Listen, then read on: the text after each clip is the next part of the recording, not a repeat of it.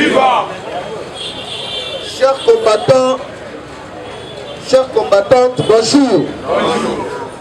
Alors, les notes de sa actualité politique, n'est pas toujours. Parce que Mikolo, les alliés système, il y a liste, Mikolo, il y a liste. Parce que, oye, bah bien que non, Bitumba Oyo, Balinga qui va imposer Bisson à Congo.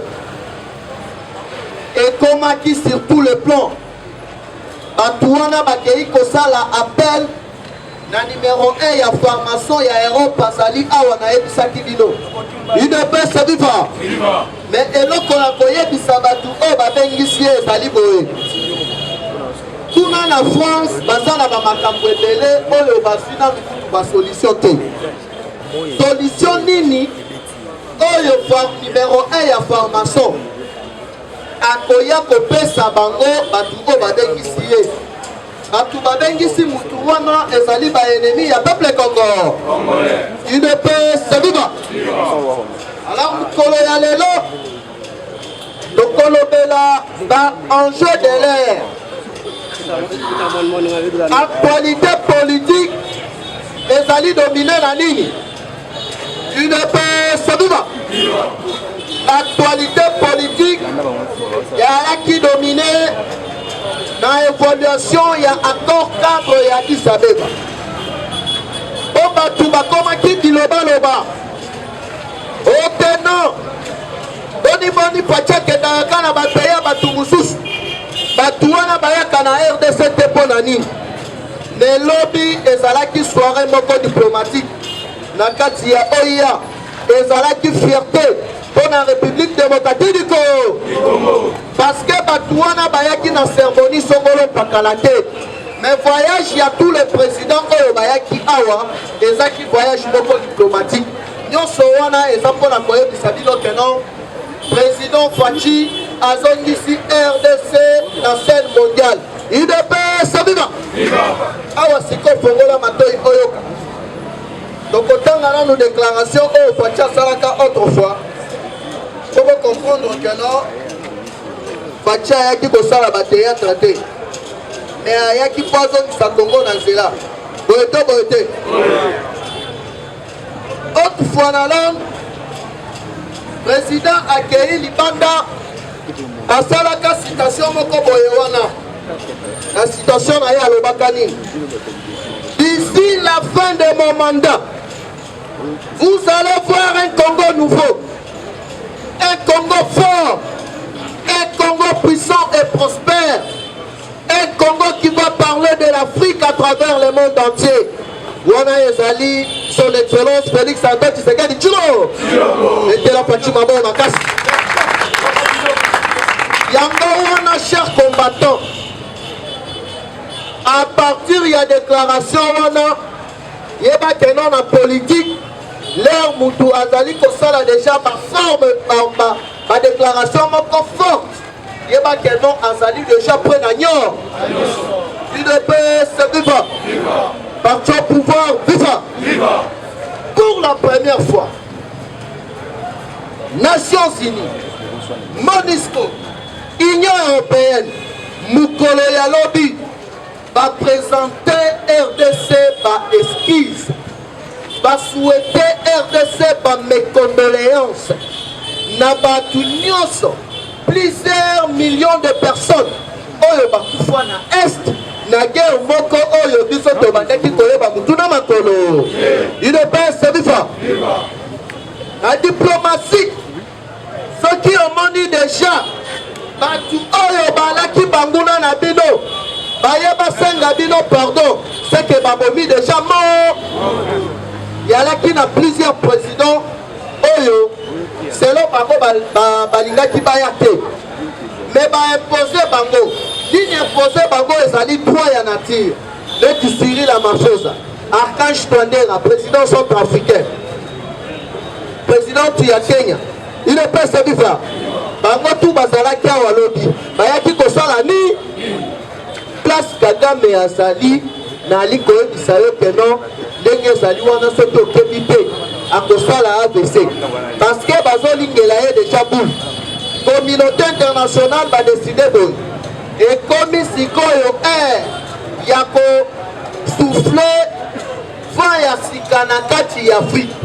Tous les dictateurs on va mettre déjà 30 ans, 20 ans, 25 ans à pouvoir et c'est ngeli bâti que la classe politique nous de sorte que l'Afrique est décollée. Comment ça n'a été que non? Pas parce qu'il faut une prophétie. On a veillé il y a 2021 au niveau du Vatican. Les Razali Kosa la messe attendant Congo y a Fachi 3 fois. Il ne peut se vivre. Attendant Congo y a RDC 3 fois. Alors selon Bastine du temps, 3 ezali chiffre et la résurrection. Il ne peut se vivre. Parce que y a mon Jésus. L'air babomakaye. Bakei bakundi. Balobi pona Jésus silaki. Monde bodimba balobaki que non pona Congo esili. Congo ekei. Jour ya liboso. Deuxième jour. Mais na troisième jour. Il ne peut se vivre. Mwana ya kolo. Mwana ya Messia. Ase bonata salini. Mwana ya ya chichi sikoyo. Ase pisiko. Awa sikoyo ka. Il ne peut se vivre. Bateau pouvoir vivre. Évolution ya ton cadre ya Addis Abeba. Omeni yalaki guerre na kati ya Afrique centrale. Esengeli tosala nini mpona kosilisa guerre oyo? Parce que soki guerre eza na kati ya Congo ekofragiliser plusieurs pays africains. Parce que RDC ezali pumo. Il est bien se vivre. Esengeli tosala nini? Tokata hémorragie ya guerre oyo bazali koimposer na est de sorte que Congo est décollé. Pour ceux qui Congo est décollé et qu'on a bien pour l'Afrique mobile, est-ce que beaucoup qui s'imaginer que non? Au bandana 2006, au Yéna 2011, au Yéna 2018, aussi Kagame, aussi Yoweri Museveni, au Kamati Kourouziza, les Razalakana nous vivons.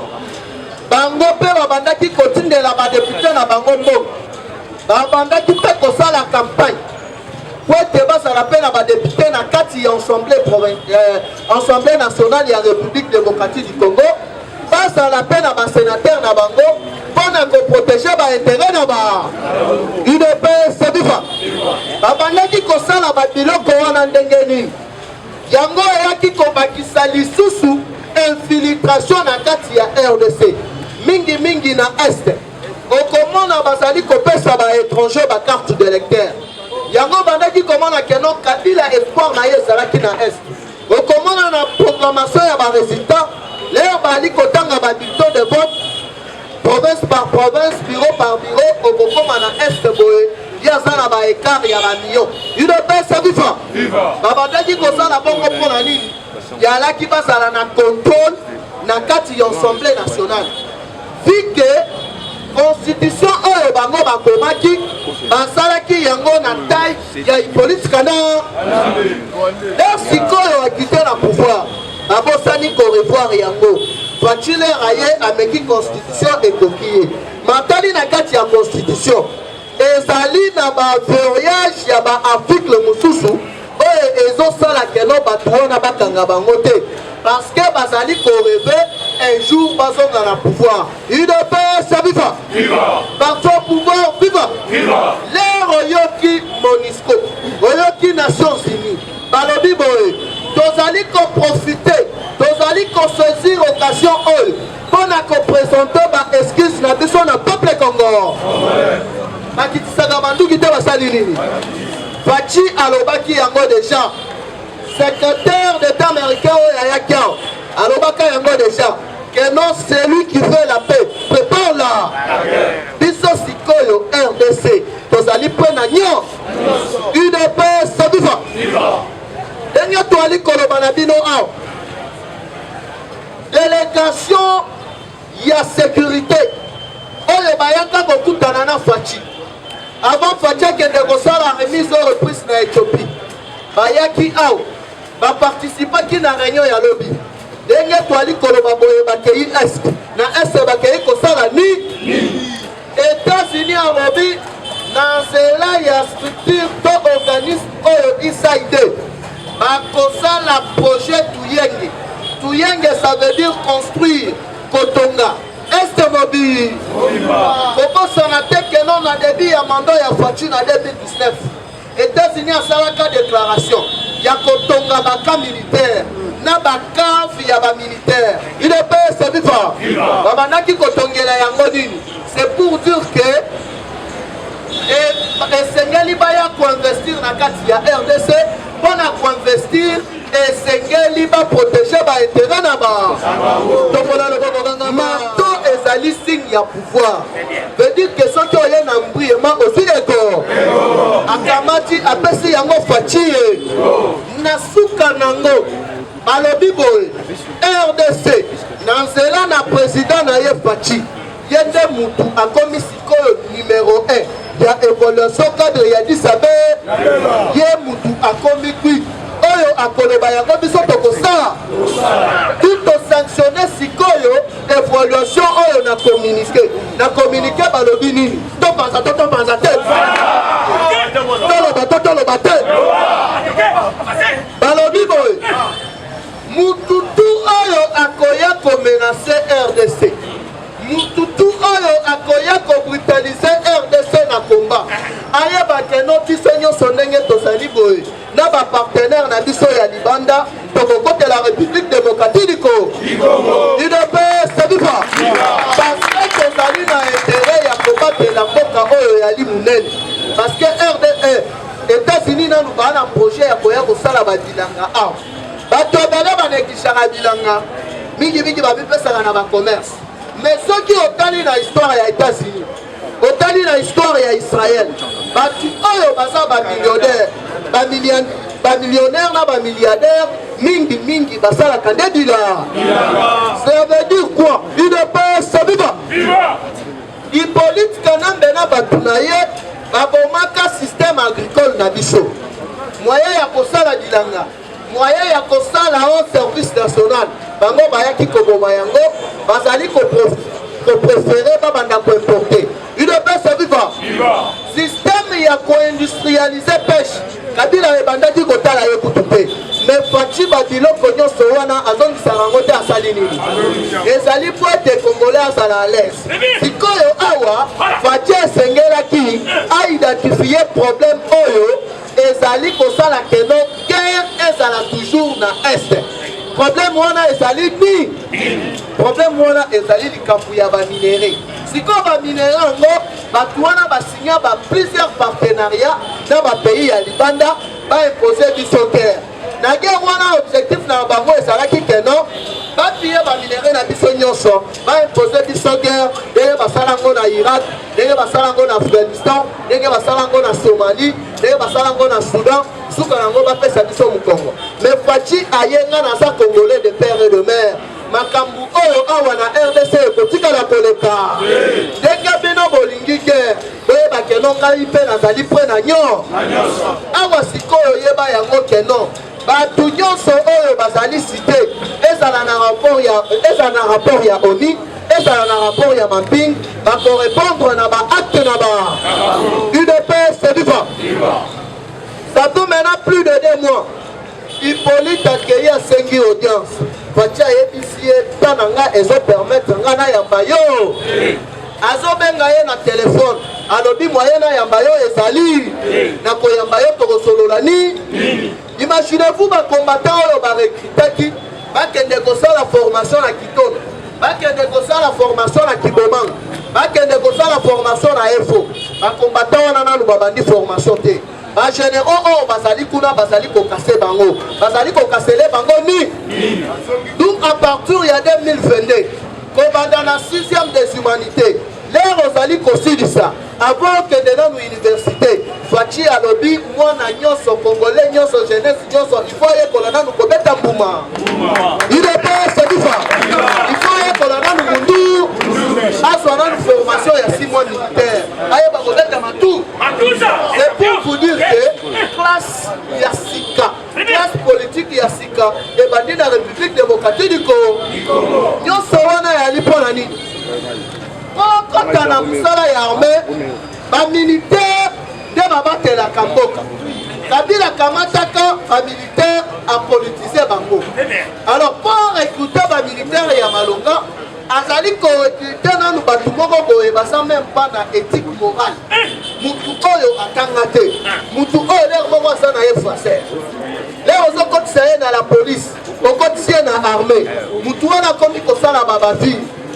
Akuti maman batozo teka chodi akamati abotoli biloko na ya kimi nango okende na stade oko tata otala match militaire ko la police azoyiba yo chongo ide pesa bifa biloko wana esengeli esi sikoyo Kagame awa azoyeba te akobandela wapi akosukela wa na rapport ya ane batangi tous les batu oyo bazalaki na kati ya complot ya coup d'état toloba te omonaki facha ya Michel lelo yambe abeshole apesie mutu nayokaki batu mosusu bazoloba o fachi papa biso ndenge toza boye tozala nango te biso ezali kaka fachi be biso tokolema te biso tozala fachi ntina su boye te letela nanu fachi maboye makasi Mwana mama, ya Fatibe, ya Fatigue, rien volika, Fatibe. Il ne passe Avancez ton pays, dans les cas. Batu oyo batangi sur 100%, 40% baza ba militaire, 60% baza ba civil. Awa siko na ko expliquer bino nani ateki CD. Il ne peut se pas. Domani à l'époque, il y a Marshal Mobutu l'air guerre froide des bandits. Mosengo ayaka ko initié 3e fois. Mais koto ya chichi. Azaka même moral na balaïque. Donc plusieurs églises. Il ne peut se pas. Mais na idéologie à Kongo Tshisekedi wa Mulumba azaki na devise moko ya kosala komba moko ya non violence komba moko oyo ako simba makila te ide pe serifa yango bomonaki ke non Kongo Tshisekedi wa Mulumba azalaki puissant soki alobi likambo peuple congolais atosi mpe bapaster ebele bato yango bomonaki ke non à l'époque na ba 94 ba 93 ba 92 bamarche ebele leur peuple azali kosala na baeglise ebandaki kosala sikoyo bango bayaki na système bacreye 3e fois na bango ezalaki na ndenge ya mabe basolicitaki banani avant tobanda kotangela bino bagénéraux nyonso oyo bazalaki na kati ya kude toloba te topanza te Banja biloko kopanza bino Banja tokende ya liboso na mova makambo oyo Kabila kendaki à se réconcilier dans l'église kimbangiste. Papa Simon Kimbangu Tianga na yebisa qui est clair. Ayebisa que yo na yebisa kayo. Que pouvoir oyo ezali ya yo te. Pour que comita ya pouvoir esonga na bana ya mbo.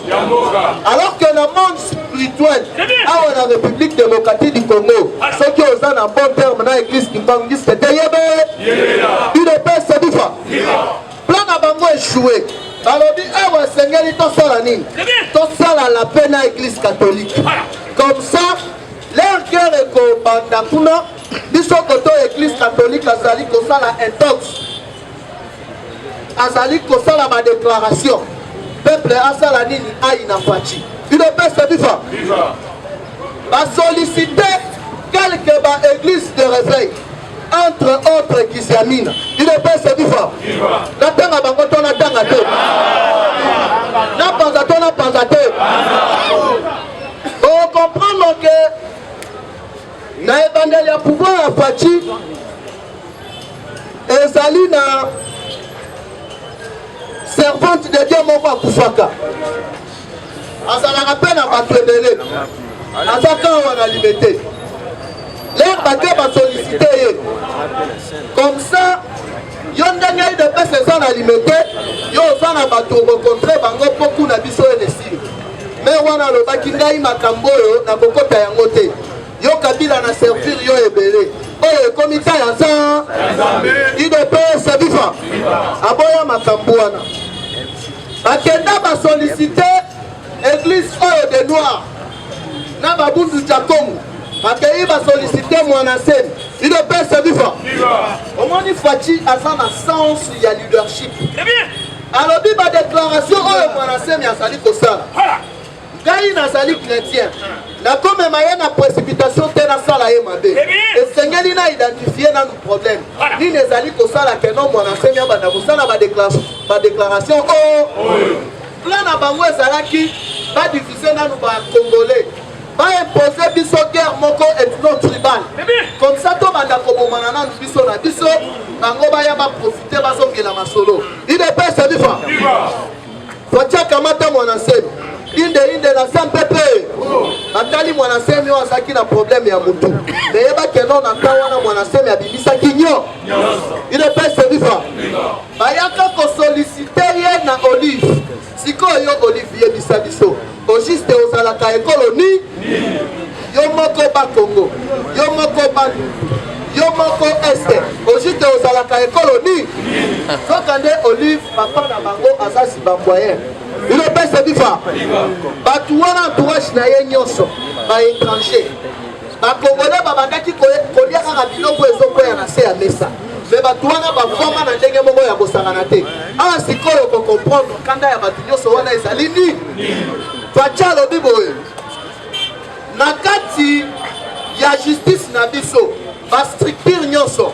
toidentifie réseau ya bakabiliste oyo babandaki kosala keno bato wana basambisa bango te moto abandaki kokontrole réseau nyonso wana françois be awa badossier nyonso juridique oyo banila oyo cour ase déclara incompétent ezongaka na mesa te esali nini avant obima esengeli faci asi oyokaki mutu moko abimi awa akei londre lere ake londre mokolo yalobi baapercevoir bango na niveau ya restaurant moko na vital camere na londre akendaki kosala ni toloba te topanza te mais na niveau ya Schengen mobimba eza déjà blindé na faci mpe idps bifa guerre oyo eza na Ukraine bazoluka Ukraine te bazoluka nde république démocratique eza kanda na bango nde bakei kosukisa yango na Ukraine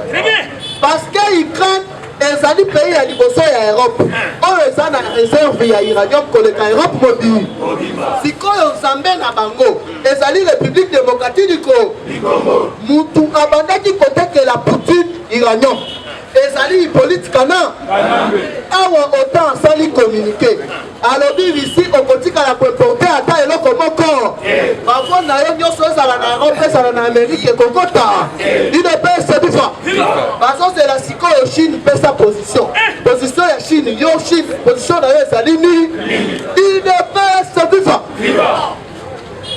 to Biden asali déclaration lobi alobi Poutine soki omeki biso États-Unis na bapartenaire na biso nyonso yeba yango keno tokofrape yo nde mokolo yalobi akomi koretire sikoyo batroupe na ye ndambu na niveau ya Ukraine yebe parce que oyo tokomi kokende tout droit vers 3e guerre mondiale mais yeba yango keno na minute oyo toloba te topanza te idps biso komona okomonaki président turc aye awa ayaki mpo mate nayebisaki bino awa basinye baccord militaire ndenge ezali wana uranium na biso bazali déjà na kati ya kosala plus de 100 bombes chimiques soki bitumba première guerre mondiale elongama eza à cause ya matière première ya république démocratique du Congo la grande puissance nyonso sikoyo makanisi na bango na RDC oyo akomeka akojoka mula awa sikoyo ka idps bifa faci aza na mandat te mais Fachi azali na mi François de baebisi tanga batoko salaki na bango azobomba balobi tokenda ndaku na ye bakena ndaku na ye soka nda bandaki kofanda na hotel moko mpe boye wana na niveau ya monga fula bake bafuye na kati ya hotel bapanzi bamoni liste ya bato nyonso na bapromese oyo basalaki bango soki baresir tout une pesa viva bango mpe bazala récompensé na liste wana sikoyo bamoni bana place na boshitele yango wana toloba te topanda te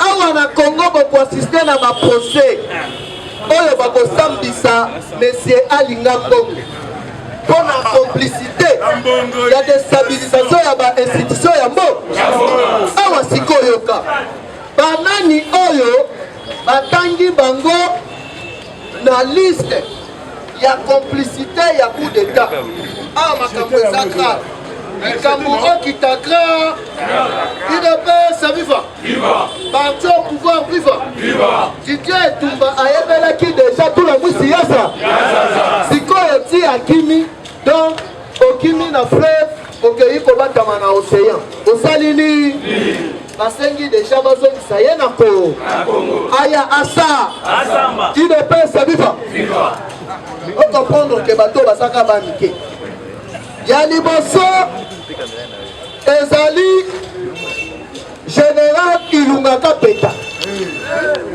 aza ancien ya garde républicaine UDPS viva deuxième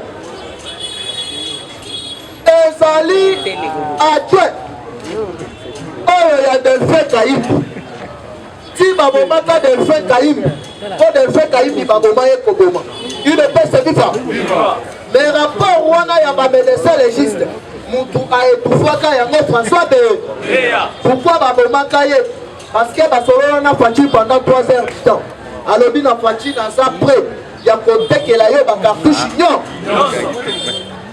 ti Fachi akamata tango fort azongisi ye na administration boyebi ezalaki mpo na nini UDPS viva bakangi général oyo azalaka numéro 1 ya entrepôt ya minduki ya garde républicaine mukwa UDPS viva bato pouvoir viva donc ye azali kocomplote sans que chef na ye direct aye baye basollicite Chiko Chitambwe alobi ngai nazali soda ya mboka nazali soda ya mutu bapromettre ye okokoma chef d'état major général alobi nayebi ndenge bofonctionnaka bangu epai ya Fachi UDPS viva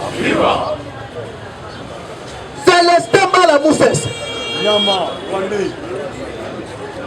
yele basollicite ye alobi nakoparticipe na baréunion na bino te menga mpe naza pour parce que ndenge tobandaki kolia na sikoyo na Fachi masolo ezokende lisusu malamu mpo na nini parce que bakosaka nanu nombre ya bamilitaire na est alors que nombre wana ezalaki bongo te ndenge ezali awa ebele déjà mukwa UDPS viva pourquoi babomaka DG ya RTNC toloba te UDPS viva discours ezalaki déjà bien préparé DG ya RVA ye pas aza na kati ozo se rappele mukolo Fachi akenda Israël Fachi azongi toketo ya maye UDPS viva oyebi makambo elekanaka na aéroport mukolo wana na kati ya salon d'honneur bakangi un policier rwandais na munduki UDPS viva na kati ya salon d'honneur place oki Fachi akiti ayaka kopema sikoyo mutu wana akatisaki babarrière nyonso wana ndenge nini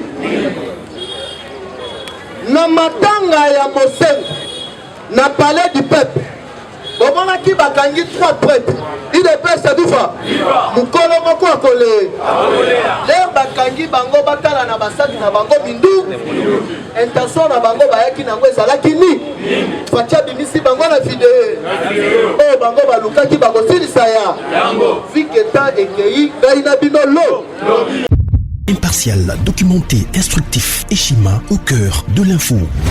Retrouvez la nouvelle édition. À la une, Eustache Mouandi booste l'entrepreneuriat congolais, levier incontournable pour favoriser l'émergence de la classe moyenne en RDC. En 8 mois de gestion de son secteur l'année dernière, ce warrior du gouvernement Sama Lukonde a mené plusieurs actions. Retour sur les grandes lignes de sa politique. Le ministre se sert aussi d'une sorte de boussole, le Programme national de développement de l'entrepreneuriat en RDC, PRONADEC, qui se repose sur le schéma de 3C, l'accès au crédit, l'accès à la capitalisation ou à la formation et l'accès au contrat ou marché. Plus de 100 petites et moyennes entreprises congolaises de Kinshasa ont obtenu en août 2021 un financement comme appui du gouvernement dans l'accompagnement de leurs activités. Par le biais de son organe technique ANADEC, matérialiser le programme d'implantation des incubateurs et start-up qui constitue un des axes importants pour favoriser la création des PME et pour doter les jeunes des compétences entrepreneuriales à partir des centres d'apprentissage. Afin d'avoir une nouvelle classe moyenne et des millionnaires congolais, le directeur général ad intérim de l'OCC, Gabi Loubila, a réuni 537 pionniers de l'OCC afin de les honorer pour les services rendus à cet office à l'occasion des 48 ans d'existence de cet établissement. Pour l'année 2022, l'IGF a renforcé sa patrouille financière dans 8 secteurs des finances publiques pour l'implémentation de la bonne gouvernance. Bonieme Ekofo Lucien s'est employé à entreprendre sans relâche plusieurs actions susceptibles durant l'année 2021 afin de perpétuer le leadership de la SONAS dans le cercle des assureurs en RDC. Retrouvez l'intégralité du magazine Eshima dans les kiosques. Eshima Magazine, un nouveau standard d'information.